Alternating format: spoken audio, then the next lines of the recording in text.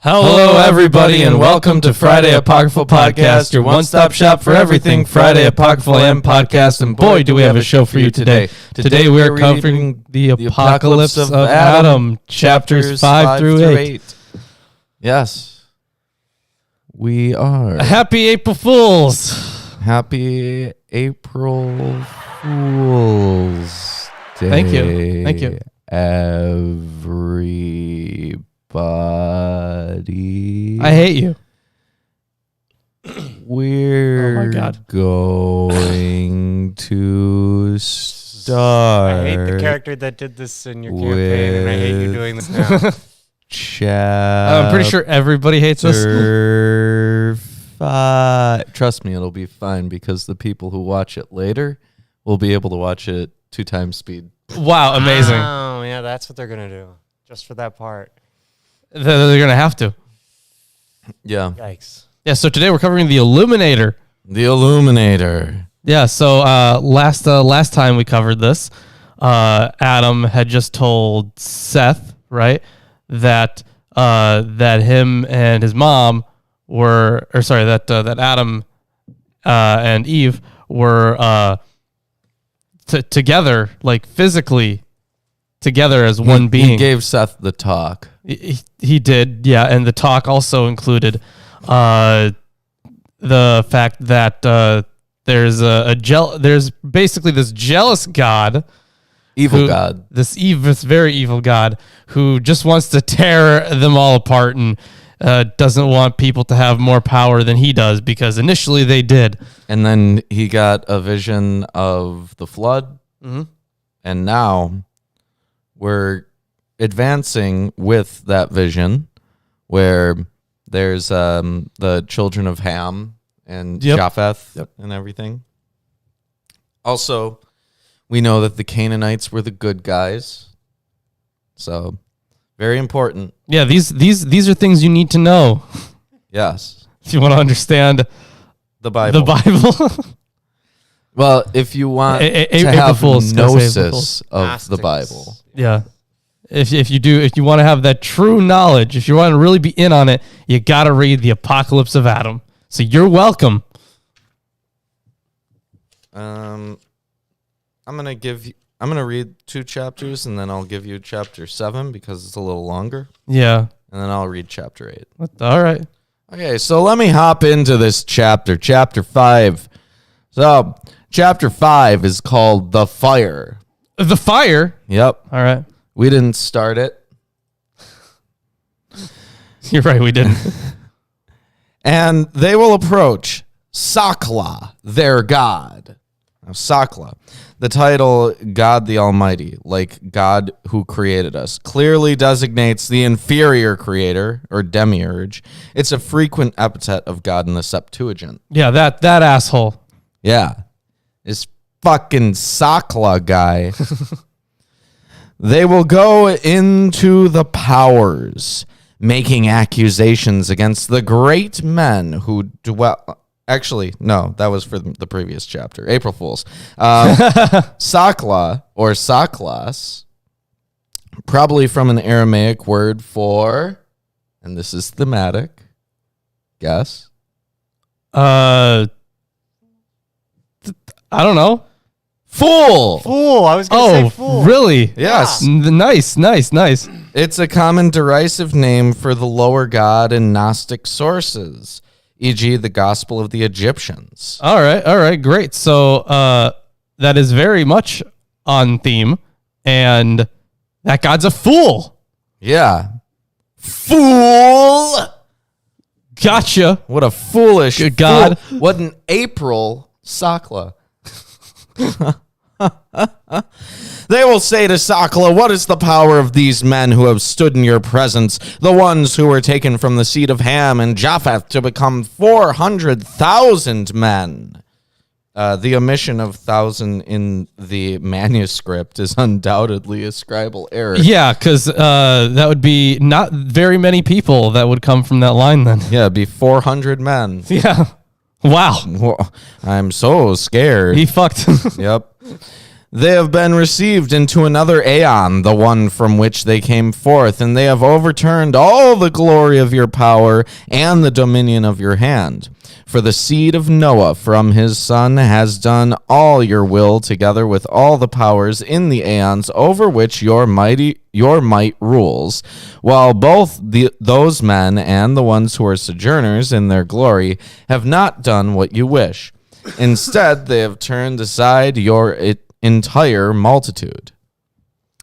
Then the God of the aeons will give them some of those who serve him.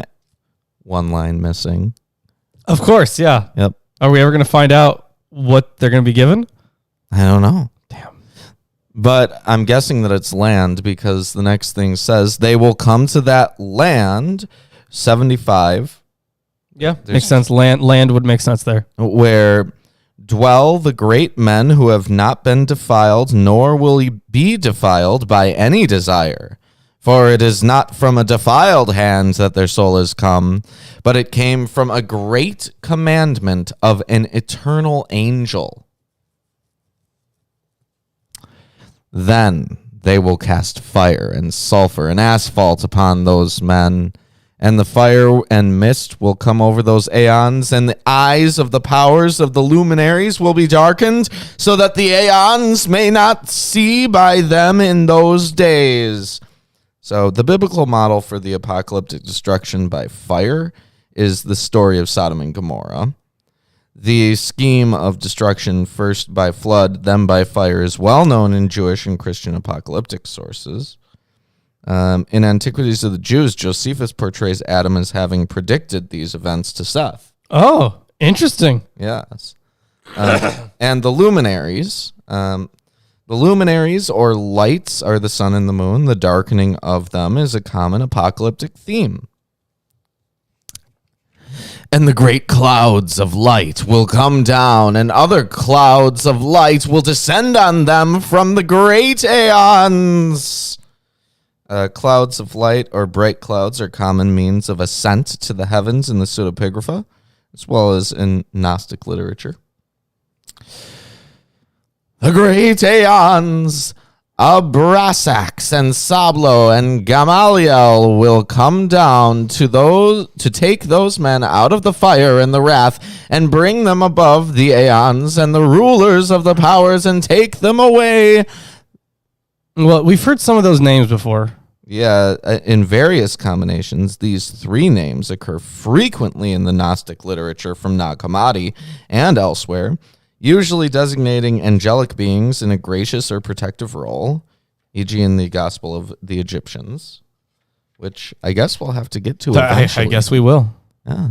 You've heard about the Gospel of Matthew and the Gospel of Mark, but have you heard of the Gospel of the Egyptians? Probably, but I guess we're going to have to read it on the show. Mm-hmm. If it's still around. Let's hope. I mean, I assume in some capacity it is. Otherwise, they wouldn't be saying this, I guess. It's just alluded to. I mean, maybe you have, some quotations. Maybe it's like the Book of the Kings of Judah. Right, exactly. It might be like that. Yep. So here there are 3 lines missing. Dwelling place of the great ones. There's some stuff missing there, too. Great. There with the holy angels and the aeons. The men will resemble those angels, for they are not strangers to them, but they are at work in the imperishable seed. So that was chapter 5. Basically, what we get here is that there's destruction which is sent by these men who are following this different aeon, who aren't following the demiurge, right? Or actually, no, these are the men who follow the demiurge. And they will bring what is essentially an apocalypse. Yes. Yeah. So if you read the Bible, these people who are following Yahweh, who's a fool. Apparently, he's a big Sakla. Sakla. Yeah. I'm going to start calling people that. Yeah, me too, actually. I'm probably going to get to work today, and I'm going to be like, you're a Sakla. Anyone ever tell you that? No? We should do a T-shirt where it's the tarot card, the Fool. Oh, but it says Sakla? The Sakla. Okay, that's good. Yeah. But then only people who watch this episode or know, what was it, Aramaic? Yeah. Would get that joke? True. Okay. Wow. Anyway, but it is like what's supposed to happen on the day of Yahweh, right? Yeah, essentially. Yeah. Like those would be the signs. Right. Yeah. Now we're going into chapter 6, the coming of the Illuminator. Some pretty metal stuff. Yeah, rock on, Illuminator. Yeah. Though the coming of the Illuminator has not been mentioned previously, this is the third time in relation to the rescue of the race of Seth in the flood and the fire. In an important parallel passage in the Gospel of the Egyptians, the great Seth passes through three Perusias, the flood and the conflagration and the judgment of the rulers and the powers of the authorities. In that work, Seth in his third Perusia is identified with Jesus. Here, that's funny. Yeah. Here, such an identification is not explicit, if indeed it is intended at all. Because he's the son, right? Yeah. He's the son of man. Right. There you go. There's your link, I guess. And the Illuminator, the Greek word phoster, is used elsewhere in the Apocalypse of Adam to refer to the sun and the moon. As a title, it's wisely used in Christian, Gnostic, and Manichaean sources to refer to the Savior figure. So I just want to point this out. So Perusia, like usually when we talk about it with the New Testament, it's supposed to be the second coming of Jesus, right? Yeah. But if we just take a look at the Greek meaning, it can also just mean arrival. Yeah. Like aliens. Or like it would be like the coming alongside, like you would be showing up with. So it would be like, I mean, yeah, arrival makes sense there. Arrival is a good translation. So all right. Again, for the third time, the Illuminator of knowledge will pass by in a great glory in order to leave a remnant of the seed of Noah and the sons of Ham and Japheth, so that he might leave behind for himself fruit-bearing trees.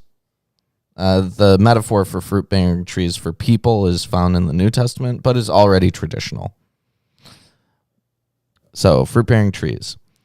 And he will redeem their souls from the day of death, for the whole creation that came from the dead earth will be subject to the power of death.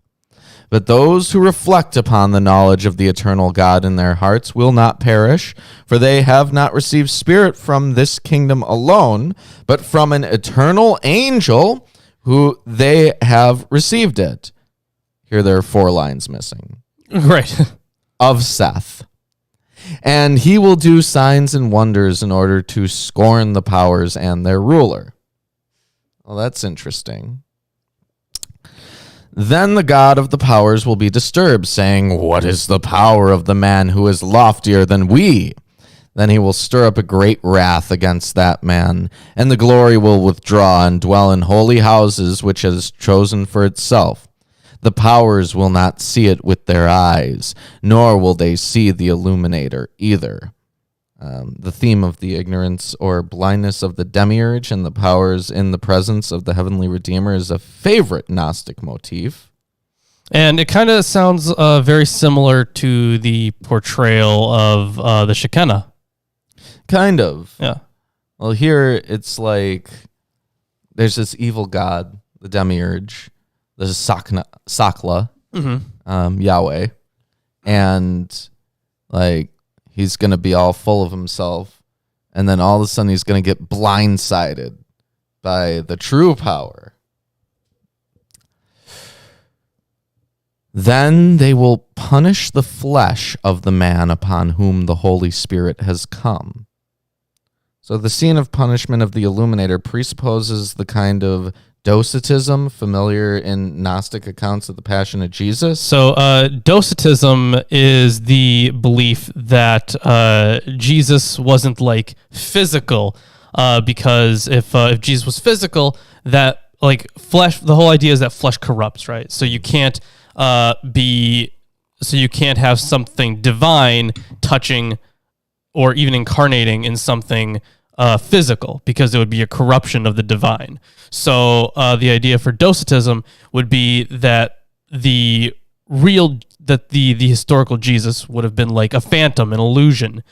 He only appeared to be a man, because dokeo means to appear. Danny Phantom style. Or I appear, but whatever. So yeah, either appear or seem. Yeah. So that's what Docetism is. Yeah. Just phantomed you guys. That was really fun. Yeah. Okay. He's been doing that. Well, the expression punish the flesh does not necessarily imply this. However, at Qumran, the wicked priest is said to suffer vengeance in the body of his flesh. And the reference to the Holy Spirit here recalls Isaiah 42:1, and there are other traces of servant imagery in the portrayal of the Illuminator. So, which would make perfect sense if you're like going alongside with Christianity. Right. Yeah. Which the Gnostics certainly were. Yeah.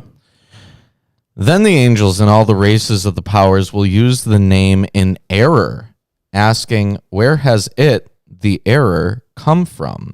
Or I know. It's from I Am Error. Yeah, He that's did right. it. I am error. Error did it. Yeah. Or where have the words of deception, which all the powers have failed to discover, come from? So now we're getting into chapter 7, it looks like. Yeah, chapter 7. Yeah, so those chapters were, fairly short. This one is a little longer, but I don't think it's really too bad because of the way it's kind of split up. Yeah. Yeah, so either way. And it's more poetic, too. Your favorite. Well, I mean, poetic. It's in verse. It is, yeah. All right, so the origin of the Illuminator. We're going to learn a little bit more about this being. Where does he come from? Where did he go? Where did he come from, the Illuminator? Cotton Eye Joe. No, that's a different guy. Although Cotton Eye Joe may very well be the Illuminator. What makes the Illuminator illuminate? When did he first say ugh? With Cotton Eye Joe. Okay. Cotton Eye Joseph. There you go. Yeah, that's the old timey way to say it. Now the first kingdom says of him, he came. 3 lines missing. Wow. Hey, me too. Right now? Yeah. Jeez. A spirit. So Some lines basically, missing to heaven. yeah. Oh, no. Whoever was preserving this had, I guess, some post-nut clarity immediately after. He was nourished in the heavens. He received the glory of that one and the power. He came to the bosom of his mother, and thus he came to the water. So, milk. So this puzzling refrain could be understood as a reference to baptism. It'd be a little less puzzling if it weren't fragmentary. Also, yes. In other Gnostic sources, however, the descent to or upon the water refers to coming into the world. Like which makes sense because, in Genesis. Like in Genesis, yeah. Where everything's just water. So you're going to the place that's water. Very Greek. Yeah. Pre-Socratic. And material monists with their everything is made of water thing. yeah, Chris. I'm not that guy. What? And so that's what the first kingdom says of him. The second kingdom says about him, he came from a great prophet, and a bird came, took the child who was born, and carried him to the high mountain. The stork. Yes, the stork. The Holy Mountain. Except it took him away. Yes. Oh. Well, that's how storks work. I mean, we got it wrong with the story of the baby being given to the parents. Clearly, storks take babies away. So, yeah, this specific one takes babies away. So That makes more sense, though. They're hungry, right? he was the kid of a prophet who a bird took to a mountain, and he was nourished by the bird in heaven. What? An angel, that's what it says. An angel came forth there and said to him, "Rise up. God has given you glory." You know what this Because reminds somehow me this of? I guess it would depend on how old this child is. This reminds me of the apocalypse of Abraham, where Abraham ascends to heaven on like bird roller skates. Basically. Yes, and that's how you would get to heaven, right? You'd either take a bird or Because birds fly. yeah. Actually, no. Even didn't the angels also took birds, didn't they? Yes. Yeah. So like that was your transport into heaven was by a bird, and then when the time was right, it looks like God called him to go back. Yeah. So he received glory and strength, and thus he came to the water. The third kingdom says of him, he came from a virgin. He was cast out of his city, he and his mother. He was taken to a desert place. He was nourished there. He came and received glory and power, and thus he came to the water. Now, this is sounding more like Jesus. It sounds like Moses. the temptation of Jesus. It does, yeah. actually. Apparently, the text reads he nourished himself, so it's probably a middle. So it has been amended to conform to other instances in the list. Yes. Well, there, if it's referring to the temptation of Jesus, then Satan, who's against Yahweh, Sakla, the fool, the demiurge, is a good guy, right? Yeah. And well, I mean, I guess it would depend on their angelology, right? Right. So the thing about did we ever talk about the Canaanites? Though what is the angelology when it comes to Satan? As far as we've read throughout the Old It's Testament, so little information, honestly. right? Satan is not mentioned in the same vein as messengers. Right, He's yeah. not mentioned as an angel. He's not named as a kind like Gilgalim or Seraphim or Cherubim. Yeah, he's probably, from what we can surmise, he's probably some kind of divine being, right? Right. Because But, he was told to because his job as the adversary is to judge the earth. Right. And it's very different than any kind of angel that pops up. Even when it comes to third Enoch, there's Satan, who's a certain kind of wind, but it's not like the other angels in any way, shape, or form. Yeah. Right. So the idea that Satan is an angel named Lucifer, right? Yeah, that was much later. Yeah. Much later. The fourth kingdom says of him, he came from a virgin. And then there's a textual break and it says Solomon. Hooray! And I doubt that Solomon was a virgin. No, but if they're referring to someone from the line of David, then Solomon's inclusion there would be rational. Sure. Came from a virgin, textual break, Solomon. I don't know if this is a textual break here, but then it says sought her, he and for Salo and Sauel. These two names are not attested elsewhere in Gnostic or pseudepigraphal literature. Right. Great. So it's just for Salo and Sauel. They're just there. Well, we can infer And his armies, which had been sent out. Sauel might be some kind of angel based on the name. Right. Well, although, plenty of people had those hell names, right? Right. Solomon also sent his army of demons to seek the virgin. Straight testament of Solomon there. Yeah. And they did not find the one they sought, but the virgin who was given to them was the one they fetched. So they were looking for the virgin that gave birth to the Illuminator, but instead they found a different virgin. Wow. Yeah. Yeah. We've just found her around. We didn't look very hard. So Solomon took her. The virgin conceived and gave birth to the child there. She nourished him on a border of the desert. When he had been nourished, he received glory and power from the seed from which he had been begotten, and thus he came to the water. Oh, or wait, hold on. So I guess because of the textual break, it's weird, but maybe Solomon and everyone else were looking for a different virgin, but they found the true one? Is that because that's what it sounds like?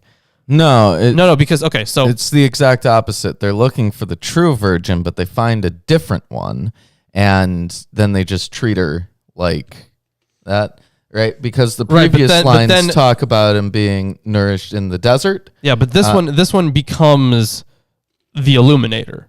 Mm-hmm. So that kid becomes the Illuminator. So it'd make more sense if they found the right one by accident. But that's not what's written there. It doesn't matter if it makes sense or not. I mean, I guess. Wow. Whatever. And the fifth kingdom says of him, he came from a drop from heaven. He was cast into the sea. The abyss received him, brought him forth, and took him to heaven. He received glory and power, and thus he came to the water. So that's all that the fifth kingdom says of him. Right. Dropped from heaven. And went back up. I guess he came out of the sea and into heaven. It just sounds like how rain works. Yeah, I guess. He was cast into the sea. And then he grew up there and then and took him to okay. Cast into the sea, the abyss received him, brought him forth, and took him to heaven. Okay, so that's just weird. Not really sure. That sounds more of like Atlantis. That's shut the fuck up. It sounds more like an Aphrodite thing, right? Yeah, it does. Yeah. I mean, I'm not suggesting that there's a necessary link there, by the way. I'm just saying it sounds more like that. And the sixth kingdom says 2 lines missing. Thank you. Which is below, in order to gather flowers. Holy okay, so I'm going to guess something about going to Earth and gathering flowers. Right. There's also Greek myths about that gods gardening. Basically. Yeah. Oh, there was also, I actually had to read this recently, the hymn to Demeter. Because so Persephone was taken when she was picking up flowers. Right. Yeah. So this is probably talking about the virgin because it says that she conceived from the desire of the flowers and gave birth to him in that place. Holy shit. What? Did she get horny from these flowers? No, she just got pregnant. So was she pollinated? It was the desire of the flowers. Yeah. She was pollinated, guys. She was pollinated by flowers. Yeah. The angels of the flower garden nourished him. He received glory there and power, and thus he came to the water. That's a very weird myth. That's that's not as vague as the fifth kingdom, but that's weird. I really wish missing from the fifth kingdom reading part. Right. And the seventh kingdom says of him, he is a drop. It came from heaven to earth. Dragons brought him down to caves. Okay. He became a child. Okay. A spirit came upon him and took him on high to the place where the drop had come from. He received glory and power there, and thus he came to the water. So I'm guessing from heaven, because it says from heaven. But dragons brought him there. And then he became a child. Yes. Yeah, just randomly that. He did. He just became a child. As a baby, I guess, and then he became a child. No, he was a drop. Oh, that's right. And then he became a child. Right. Also weird. But in Greek mythology, the infant Zeus is said to have been hidden and nourished in a cave. That's not the most interesting part of that. It's definitely the dragon bringing him down, although it probably means something else. That's my guess. But even then, why would okay, here's the thing I don't get about, like, because this is, at least closer to modern translation, right? Right. Like, at this point in time, they would have had the same idea of dragons as we do now. So it's weird that translators are like kept going with the whole dragon thing. Well, When they know that that's confusing unless it actually means the way we mean dragons. well, it's probably not jackals. Right, it's probably not jackals. It's probably it would make sense if it was closer to a bird, right? Right, but it's a dragon. Well, I guess if they brought him down, then no. If they were going up, then yeah, it would make sense as a bird. Right. But okay, fine. It's a dragon. We're gonna go with the dragon. And the 8th kingdom says of him, a cloud came upon the earth and enveloped a rock. He came from it. The angels who were above the cloud nourished him. He received glory and power there, and thus he came to the water. So basically, this whole chapter is just telling different potential origin stories for the Illuminator. And there were apparently many of these stories. Many stories, and they don't really coincide with each other that much. There are a couple ones where he's a drop. There's Or where he comes from a virgin. a couple where he comes from a virgin. In the end, he always comes to Earth, though. Yeah. That's the one thing that they can all agree on. Yeah. God, I'd love to be able to fucking close this thing. There we go. Too bad. All right. And in this one, he came from a rock. Not the place. And the 9th kingdom says of him, of the 9 muses, one separated away. Oh, damn. All right. She went to a high mountain and spent some time dwelling there so as to desire herself alone, that she might become androgynous. So she wanted to return to the state of being that Adam and Eve were originally. Yeah. Which I think, because in Greek mythology it was the same way, right? Where where people were originally. Yeah. So, in the same sense there. So she wanted to. I think the idea transform into in that. Greek mythology was that Zeus split them up. Yeah, I think so. Yeah. All right. So she fulfilled her desire and conceived from her desire. She. Fucked herself. Yes. She somehow became androgynous Very well. and fucked herself. Yep. This muse is very impressive. Yeah. Sure. Can you do that, Chris? I'm not going to talk about it. Well, Chris just doesn't desire to do so as much as this muse did. Clearly That's not true. that interested. That is true. So he was brought forth. The angels who were over the desire nourished him. Okay, so there were angels there. Let's just say there were angels there. That makes more sense. The angels over the desire. It had to be over the desire. And he received glory there and power, and thus he came to the water. The 10th kingdom says of him, his God loved a cloud of desire. He begot him in his hand and cast some of the drop upon the cloud near him. Okay. So desire in this case is personified to some crazy degree.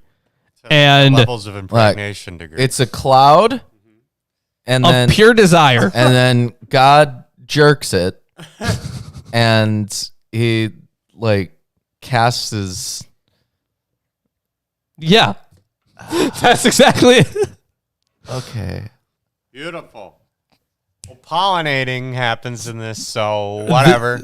Right. So may as well have God jerking off onto a cloud that he likes a lot. Yeah. This is That's a great his favorite- origin story. Favorite cloud. This is the best origin story. I should see that cloud. Apparently, very sexy. God liked it a lot. It has to be, right? Okay, And he didn't cast it onto the ground. It's important. Oh, okay, yeah, here we go. So that is because otherwise, you get smoked for that one. So the Coptic expression rendered near him is uncertain. The underlying myth is a common description of the creation of other beings by the Egyptian god Atum. Oh. He received power and glory there, and thus came to the water. And the 11th kingdom says, the Father... Oh, God. You get lists. Skip five No, lines. It's something stupid like that. There's something there. Oh, what's up?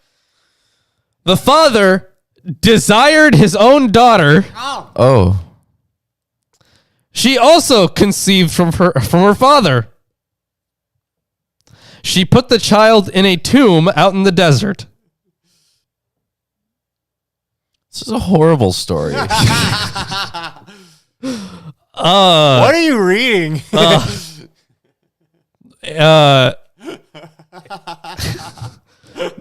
Is this what Pornhub used to be like? This is Tumblr because I guess I never read anything that was on there, and it had to come from somewhere. Yeah, right. Had to start somewhere. Well, shit. Is this ancient erotica? I guess so. Yeah. That's what it sounds like. Great.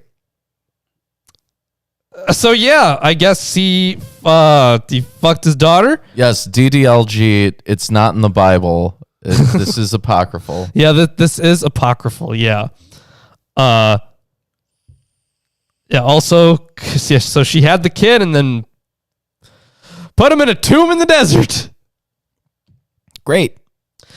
As you do. The with angel, your children. The angel, yeah, right.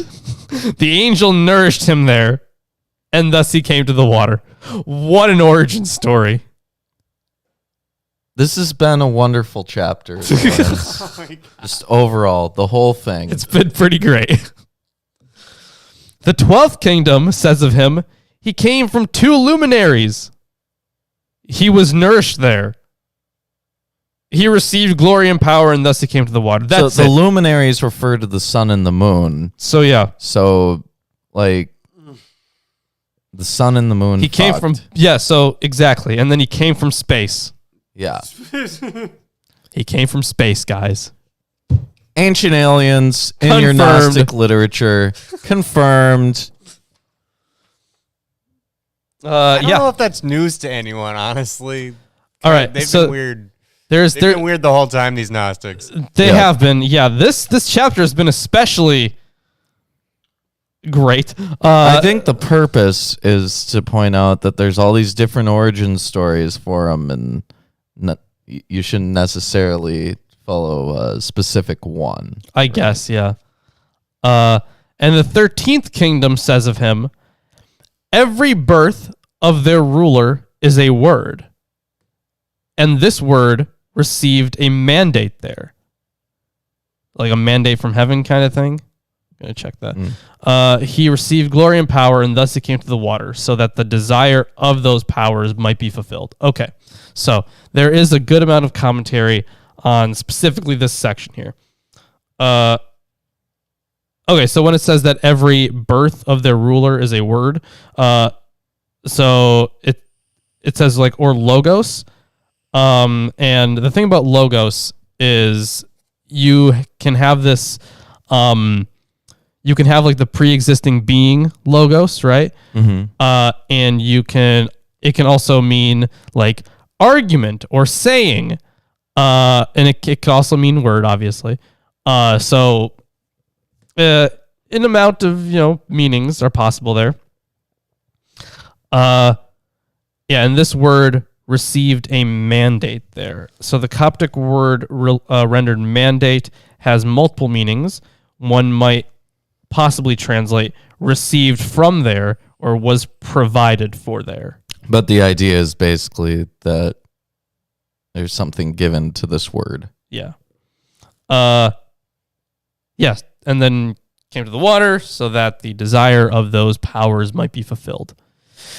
But the race without a king, so not a kingdom here. Yes. So looks like the kingless race or a generation is a frequent self-designation of the Gnostics in the Nag Hammadi writings. Yes, so now we get the real story. The real origin of the Illuminator from the Gnostics. All right, yeah, let's see what they have to say. But the race without a king over it says, God chose him from all the aeons. He made a knowledge of the undefiled one of truth. of truth exist in him. He had this perfect knowledge of the ultimate God.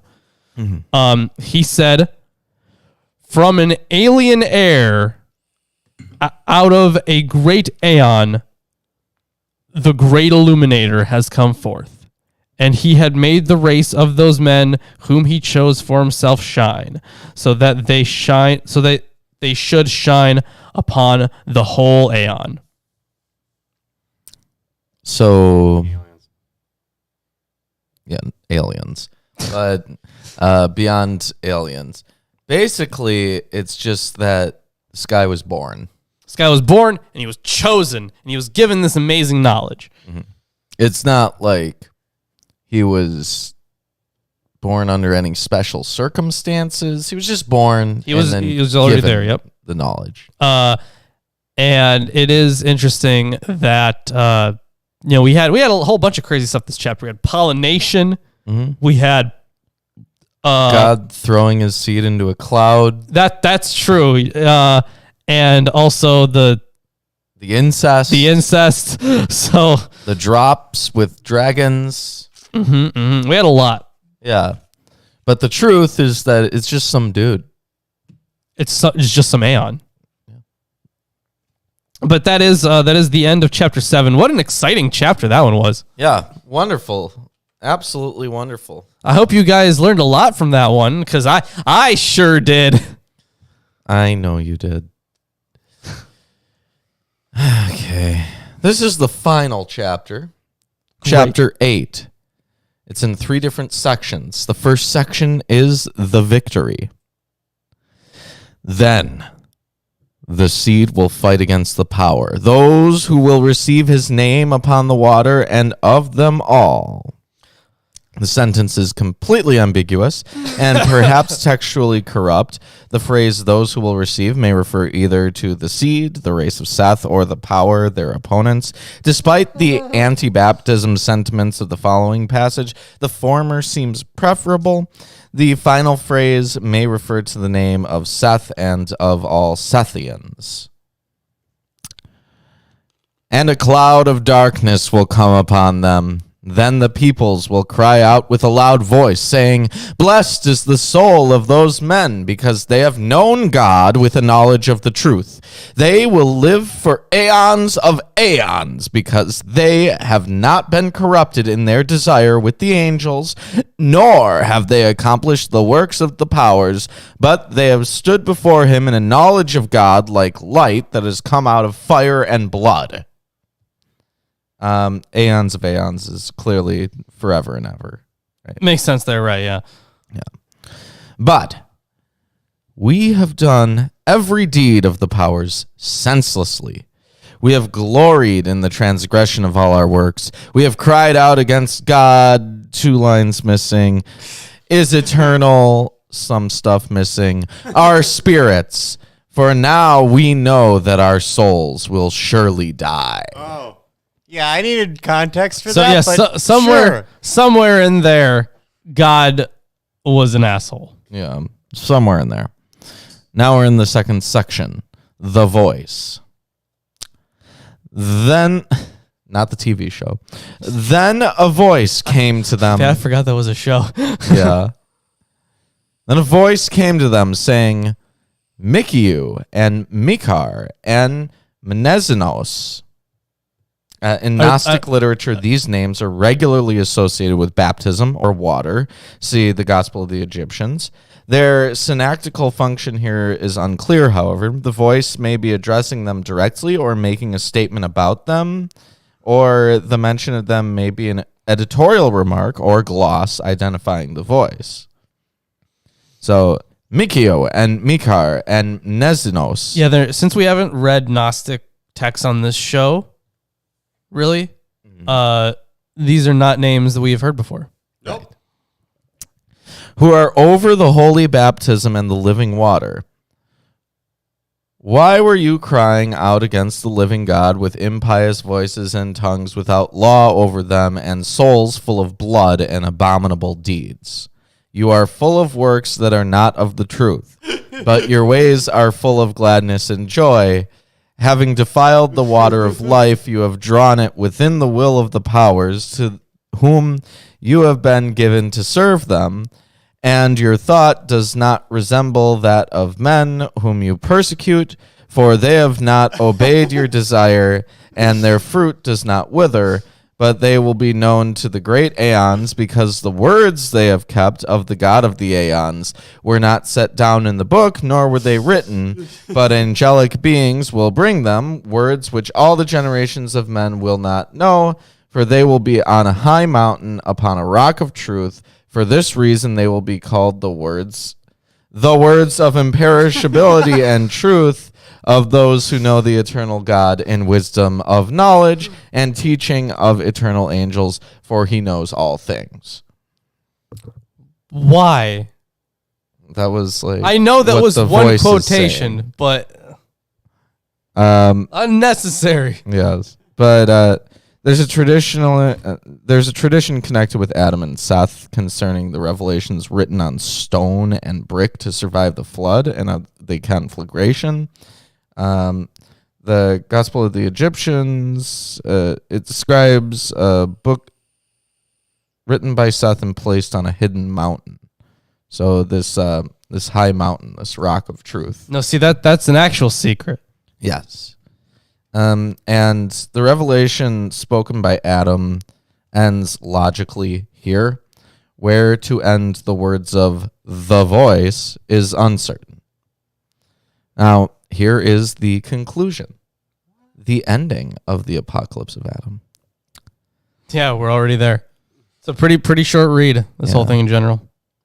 These are the revelations which Adam made known to Seth his son, and his son taught his seed about them.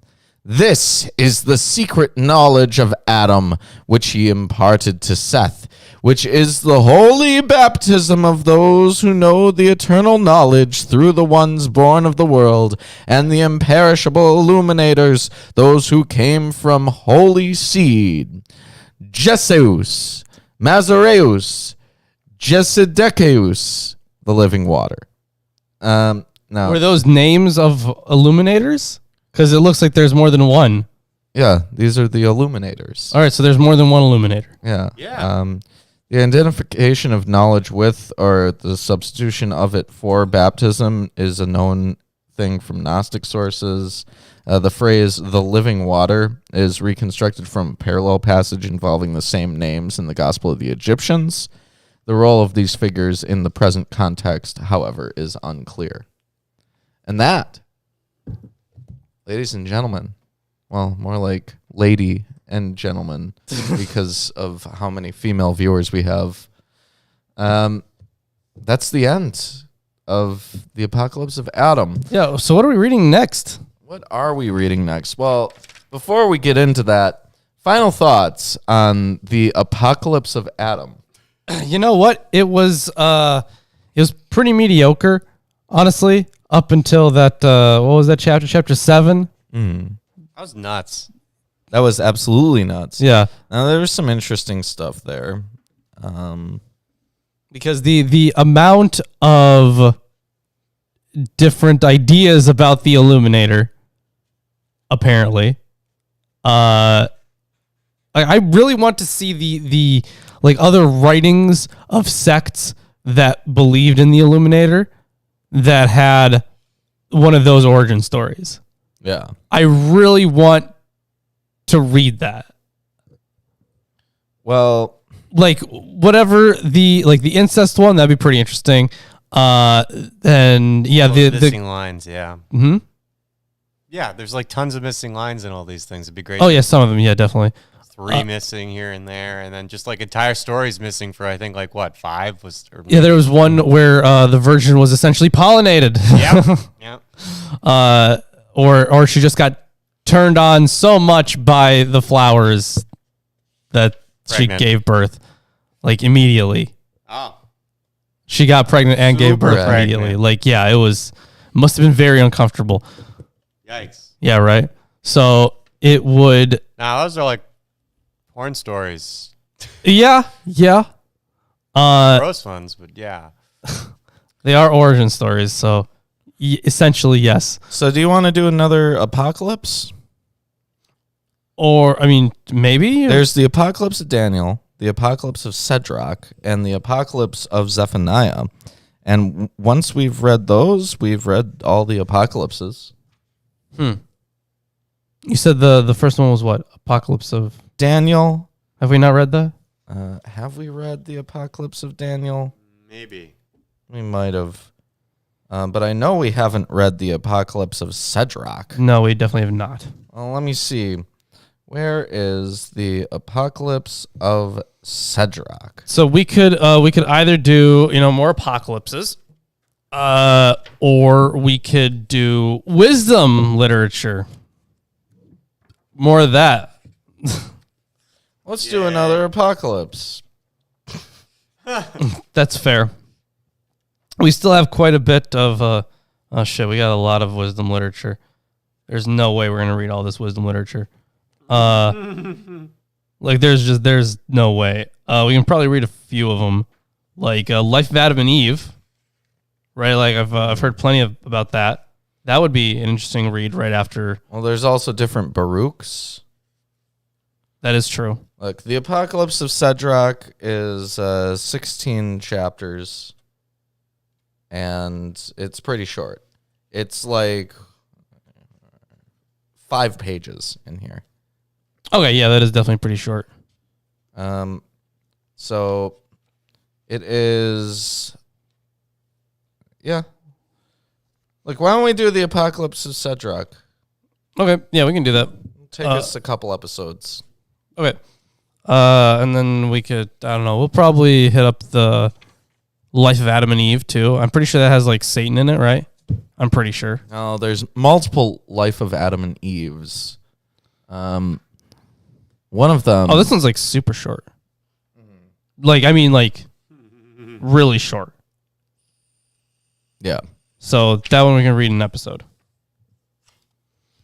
Yep. So that's the show. Yeah. See you later, guys. No, not see you later. Okay. So Why not? make sure to drop a like. Don't drop a like. And don't subscribe. Fine. Yeah. Don't drop a like. Don't subscribe. If you subscribe, we'll be angry at We'll you. ban you. Let's see what else. Already full. Go home. Let's see. Don't go to Patreon and give us money. We hate that.